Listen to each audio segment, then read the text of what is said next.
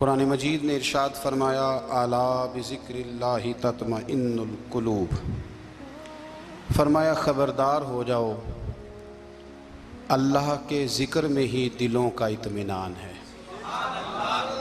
اللہ کے ذکر میں دلوں کا چین ہے۔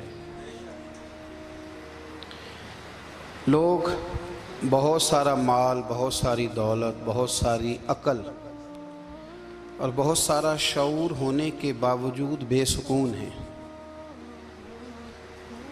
جس چیز نے زمانے کو تکلیف میں مبتلا کر دیا ہے اور جو چیز ڈھونڈنے سے نہیں ملتی وہ اطمینان ہے، وہ قرار ہے۔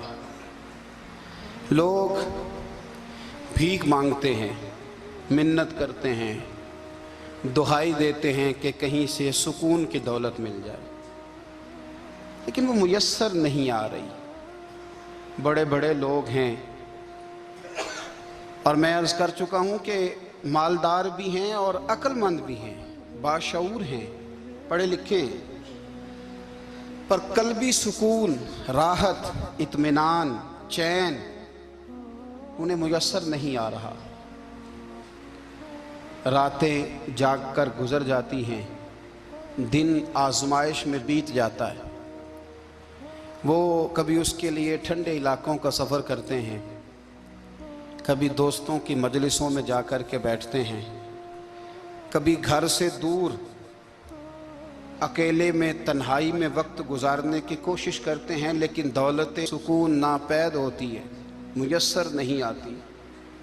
عرش کا رب فرماتا ہے کیوں تو بھٹکتا پھرتا ہے، کیوں دائیں بائیں جاتا ہے، چپ کر کے مسجد آ جا اور لوگوں سے بچ کے تنہائی میں میرا ذکر کر۔ اللہ ملے گا کیا؟ فرمایا اعلیٰ بذکر اللہ تطمئن القلوب، میں تیرے بے چین دل کو چین عطا کر دوں گا۔ وہ تیرا تڑپتا اور پھڑکتا ہوا مزاج، اسے میں سکون کی دولت دوں گا۔ یہ تجھے کہیں اور نہیں ملے گا، یہ میری یاد میں ملے گا۔ یہ چین، قرار، سکون تجھے یہیں میسر آئے گا۔ اطمینان قلبی زندگی کا حسن ہے بھائی، دولت سکون اصل ہے۔ بڑے ٹھنڈے کمرے میں کچھ لوگوں کو نیند نہیں آتی، اور دادا صاحب رحمۃ اللہ علیہ آپ جائیں تو دونوں سڑکوں کے بیچ جو فٹ پاتھ ہے نا، اس پہ بھی کچھ لوگ سوئے ہوتے ہیں۔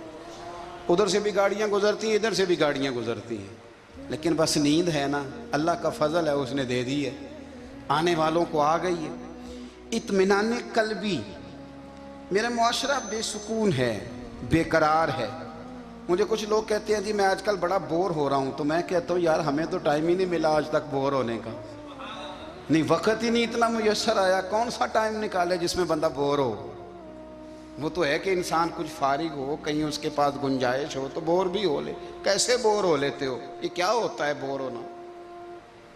زندگی میں اتنا وقت ہی کہاں ہے کہ انسان بور ہوتا پھرے اور یہ تصور بناتا پھرے کہ میں بڑی آزمائش میں ہوں، تو میں بڑے بور ہو رہا ہوں، تو میں بڑی تکلیف میں ہوں۔ تو وقت بہت زیادہ ہے ہمارے پاس، لا یعنی کاموں میں ضائع بڑا ہوتا ہے، تو ہم بور ہوتے ہیں، پریشان ہوتے ہیں۔ اللہ فرماتے ہیں یہ جو میری یاد ہے نا، لیکن اس کا بھی ایک طریقہ ہے یاد کا، اس طریقے سے اگر میرے رسول کریم علیہ السلام نے فرمایا اللہ کا ذکر اس طرح کرنا کہ دیکھنے والا تمہیں دیوانہ سمجھے،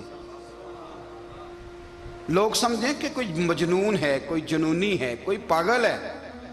یہاں اللہ تعالیٰ معاف کرے، آپ ذکر کی مجلس چھیڑیں، آپ نعت شریف کی مجلس چھیڑیں تو بہت سارے لوگ پروفیسر بن جاتے ہیں، وہ ساری نہیں ہلاتے، ان کی زبان ہی حرکت میں نہیں آتی۔ حالانکہ رب کریم کا ذکر اس طرح کرو کہ دیکھنے والا تمہیں دیوانہ سمجھے، کہیں اور کھونے کی ضرورت ہی نہیں۔ میرے حبیب گویا ہمیں فرماتے ہیں تو رب کے ذکر میں اس طرح کھو جا کہ تجھے دنیا کا خیال ہی نہ رہے، تجھے پھر دنیا کی ہوش نہ رہے۔ لیکن اگر نماز میں بھی خیال غیر آئے، ذکر میں بھی توجہ کہیں اور ہو، زندگی میں وہ عجیب لمحہ تھا، وہ میرے ساتھ تھا اور میں تنہا تھا۔ اگر ماحول یہ ہو کہ آپ کہیں جسم کے ساتھ تو موجود ہوں، روح موجود نہ ہو، تو پھر لذت ذکر بھی میسر نہیں آتی، پھر کیف نہیں حاصل ہوتا۔ یاد رکھیں کہ اس طرح کھو کے رب کی یاد کہاں سے کیف آئے گا؟ الجھ ہی بڑا گئے ہیں، وہ مستی، وہ سرور، وہ کیف جو اللہ کے ذکر میں ہوتا تھا، جو کبھی مرشد کامل کے سامنے بیٹھ کر لوگ اللہ اللہ کرتے تھے تو لگتا یہ تھا کہ یہ یہاں ہیں ہی نہیں، یہ تو کہیں اور چلے گئے ہیں، یہاں موجود ہی نہیں۔ لیکن اب وہ موج نہیں، وہ شوق نہیں، وہ درد نہیں، وہ زیب نہیں۔ اقبال تڑپ کے کہا کرتے تھے خیرت کی گتھیاں سلجھا چکا ہوں، یا رب مجھے صاحب جنوں کر دے، اللہ مہربانی فرما، وہ کیفیت دے، وہ سرور دے۔ زندگی میں اگر اطمینان چاہتے ہو تو کبھی کبھی سب کچھ بھول کے نا تو مست ہو جایا کرو رب کی یاد میں۔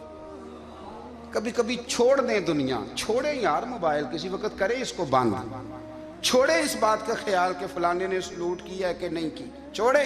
حضرت باجزید بستامی رحمت اللہ تعالیٰ علیہ فرماتے ہیں میں نے اعتکاف کبھی اپنی مسجد میں نہیں کیا، یہ کہ سارے ہی ہاتھ چومنے والے، سارے ہی پیار کرنے والے۔ فرماتے میں جب اعتکاف کرتا تھا تو میں بستام سے دور نکل جاتا تھا جہاں کوئی مجھے جاننے والا نہ ہو۔ اٹھ بلیا چلو تھے وسیے جتھے وس دینی سارے یننے، نہ کوئی ساڈی ذات پچھانے تے نہ کوئی سانو مننے، چل ادھر چلیں۔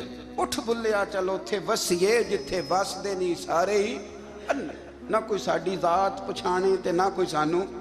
اتنا شوق ہے سلوٹ کرانے کا، اتنا شوق ہے تعارف کرانے کا، اتنا شوق ہے اپنا بتانے کا، تو یہ چیز غلبہ کر جاتی ہے، پھر نام رہ جاتا ہے، روح نہیں رہتی، پھر وجود رہ جاتا ہے، پھر باطن کی کیفیت نہیں رہتی۔ خدا را اپنے آپ کو بے چین نہ کرو، بے قرار نہ کرو، بے سکون نہ کرو، رب کی یاد میں آ جاؤ، درود و سلام میں آ جاؤ، نعت کے حسن میں آؤ، تلاوت کی دنیا میں آؤ، سجدوں کے نور میں آؤ، آؤ کبھی کھول کے دل مسجد کی صفائیاں کریں، آؤ نہ کبھی کوئی بوڑھا دادی نانی دادا ان کے پاس بیٹھ کے پیر دبا کے اللہ کو راضی کریں۔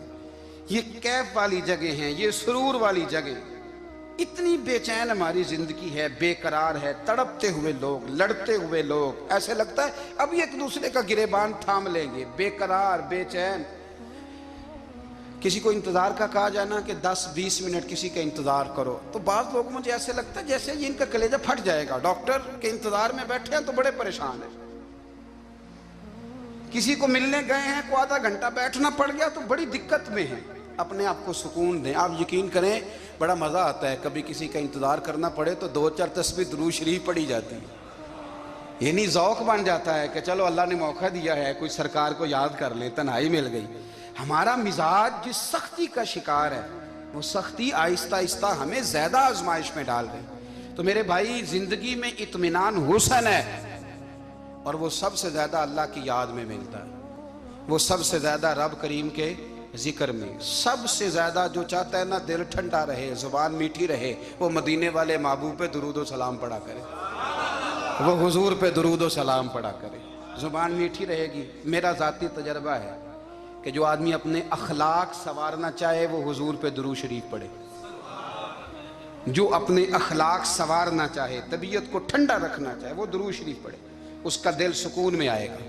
کچھ کام اور ہیں زندگی میں اطمینان کے لیے، ان کا ہونا بھی بڑا ضروری ہے۔ سب سے پہلے اگر آپ چاہتے ہیں نا زندگی میں سکون ہو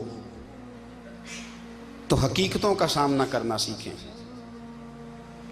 آپ جو ہیں وہ رہنا سیکھیں، جو آپ نہیں ہیں وہ